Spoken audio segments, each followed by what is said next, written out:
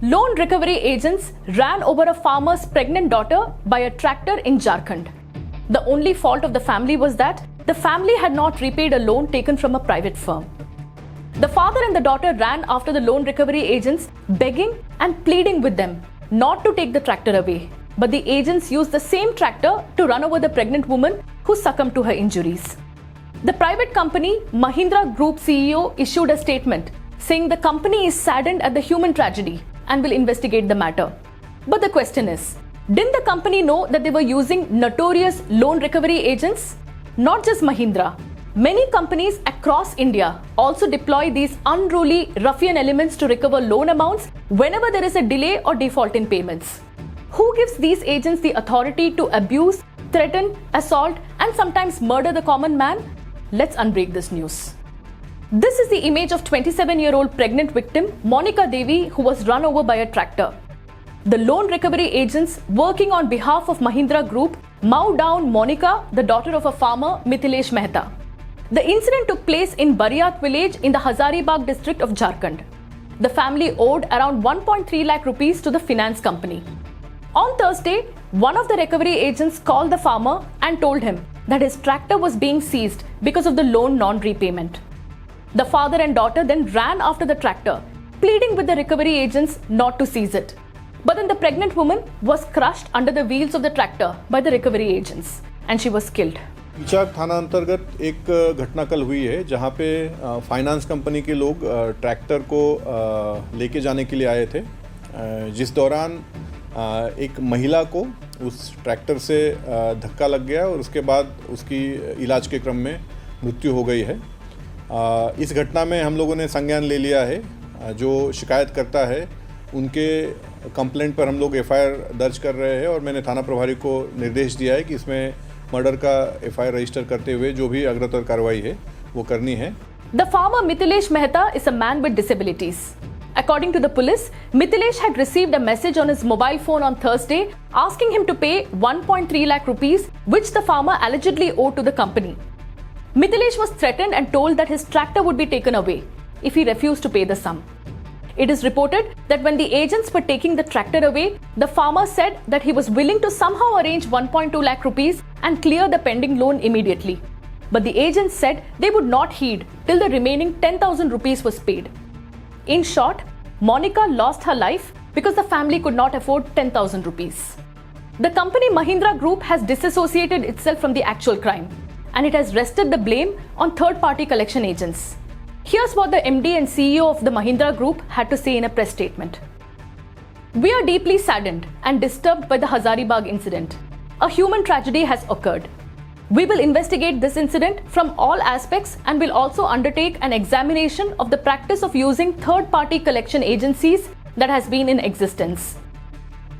The question is, was the company so naive that it did not know what tactics its recovery agents would use to recover money from the borrowers who defaulted on payments? Do we all not know that most companies choose recovery agents or collection agencies based on how much they can deviate from the laws and use strong arm tactics to recover the money? In India, we also have numerous illegal loan platforms that use predatory recovery practices on vulnerable people. Desperate people in need of money visit these illegal loan delivery apps as these apps do not scrutinize documents as banks do.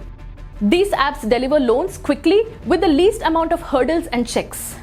They charge heavy interest rates and once the borrower defaults on loan repayment, they start showing their true colors. We tracked down one such loan delivery app that was indulging in such fraudulent, illegal recovery techniques. Here is the app, which states that the users can apply for a credit loan of up to rupees 50,000.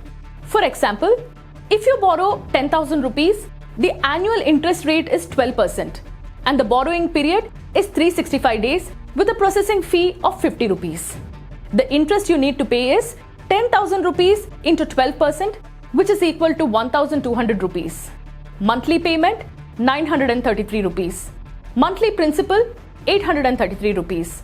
Monthly interest 100 rupees. What the app doesn't say are the illegal recovery techniques it uses to recover money from the borrower. We are told that once the borrower gets his loan sanctioned, these mobile apps also get full access to the contact list of the borrower. If the borrower delays or defaults on payment, the recovery agents start dialing the borrower's family members, relatives, friends, co-workers and associates, and they start harassing not just the borrower but his associates and relatives as well. We tracked down one such borrower whom this company harassed.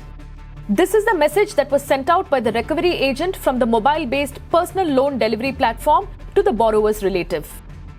I'm going to read out this message. Hello sir, ma'am.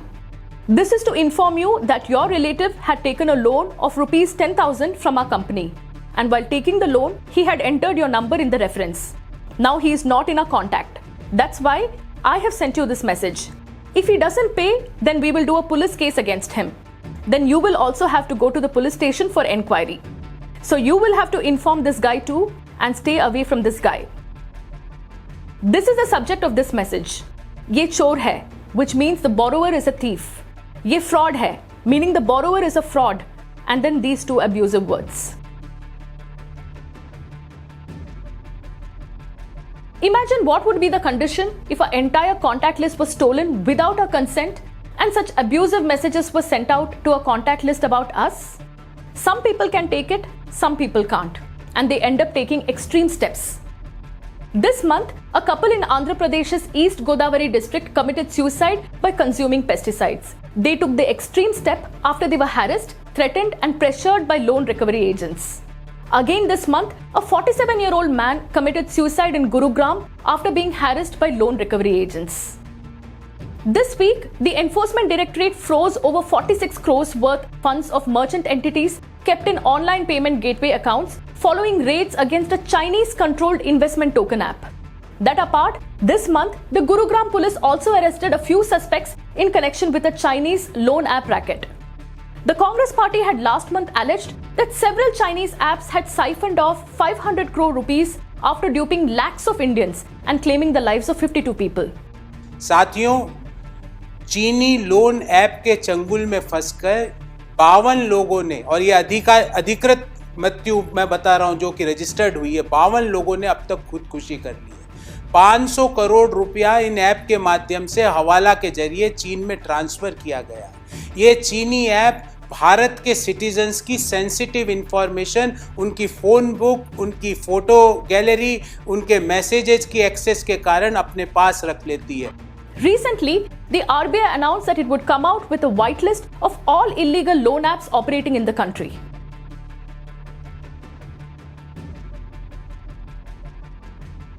In August, RBI also issued a circular related to outsourcing of financial services and enlisted the responsibilities of regulated entities who employ such recovery agents. The circular notes, it has been observed that the agents employed by REs have been deviating from the extant instructions governing the outsourcing of financial services.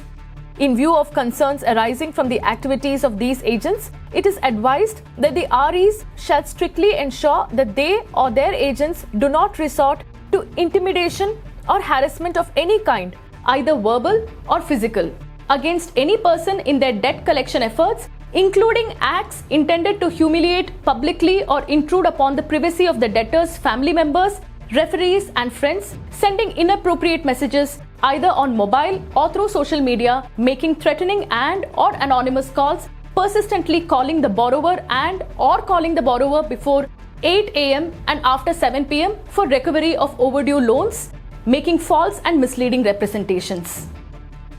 Earlier, the Supreme Court had also asked the banks not to take coercive steps against farmers for loan recovery. So this is an issue which everyone knows about. The RBI, the courts, the government, our authorities know the modus operandi of these loan recovery agencies. Often people face such harassment for not repaying a loan of say 1,000 rupees. People end up killing themselves or get killed by such recovery agents, as in the case of Monica from Jharkhand. While the successive governments have allowed the rich like Vijay Mallya or Nirav Modi to defraud the banks of thousands of crores of rupees and flee the country, it is a poor farmer whose tractor gets seized, whose pregnant daughter gets mowed down. It is a common man who gets forced to take the extreme step and commit suicide because he can't take the harassment anymore.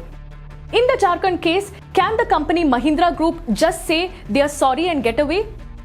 Can the company say it was a third-party agency and absolve itself from any responsibility?